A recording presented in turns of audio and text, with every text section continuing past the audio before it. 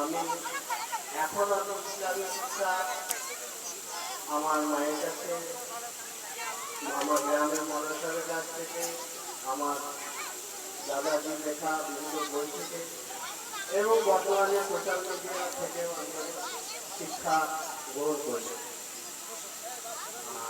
শিক্ষা বলতে শিক্ষিত বলতে বা শিক্ষা বলতে কি বোঝায়? যে প্রবৃত্তি মানুষের মনকে বিকাশ ঘটায়, মানুষকে সমাজের পক্ষে এগিয়ে নিয়ে যেতে সাহায্য করে, মানুষকে মানুষ হিসেবে বিবেচনা করা, সেটাই হচ্ছে শিক্ষা। কেউ এমএ পাস করলো বা পিএইচডি করলো অথচ মানুষকে সম্মান করে না, আমি মনে করি সে শিক্ষিত নয়।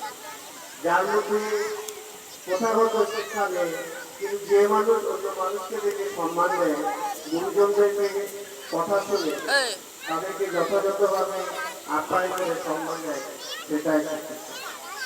যাই হোক, আজ আমাদের কথা যেটা মানেনি বা যেটা ব্যবহার করেনি, যেটা করে সেটাকে মানবে না, তাহলে তো তারা প্রথমে মোবাইল ব্যবহার করতে পারবে না।